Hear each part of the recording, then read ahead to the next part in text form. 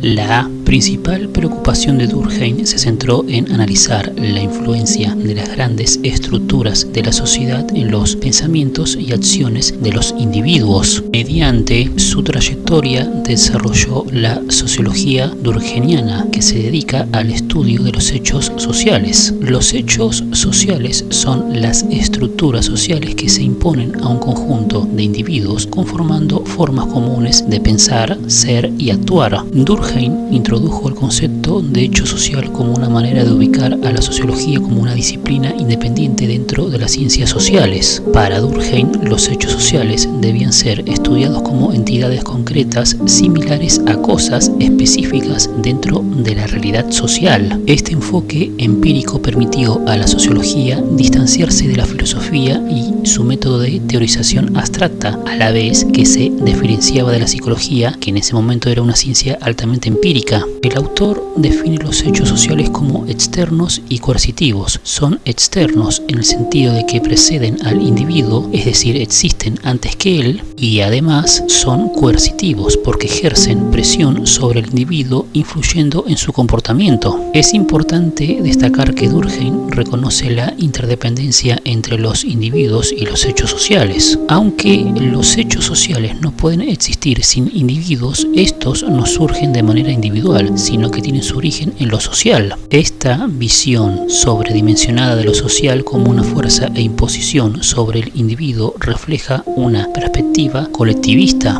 Durkheim distingue dos tipos de hechos sociales, los materiales y los inmateriales. Los hechos materiales son más tangibles, ya que son entidades reales y concretas. Por otro lado, los hechos sociales inmateriales incluyen las normas, los valores y la cultura, y su estudio presenta mayores dificultades en comparación con los materiales. Gran parte de la obra de Durkheim se enfoca en el análisis de los hechos inmateriales. Para abordar su estudio de manera científica, el sociólogo debe buscar y examinar los hechos sociales materiales que reflejen la naturaleza de los hechos sociales inmateriales y sus cambios. Durkheim sostiene que todo hecho social se explica por otro hecho social, estableciendo una interrelación entre ellos. En su análisis identifica los principales niveles de la realidad social, que incluyen tanto los hechos sociales materiales como los inmateriales. Los hechos sociales materiales se refieren a la sociedad en su conjunto, así como a sus componentes estructurales, tales como la Iglesia y el Estado, y morfológicos, como la distribución de la población, los canales de comunicación y la estructura de las viviendas. En cuanto a los hechos sociales inmateriales, Durkheim considera aspectos como la moralidad, la conciencia colectiva, las representaciones colectivas y las corrientes sociales. Estos niveles se presentan en orden descendente en términos de generalidad.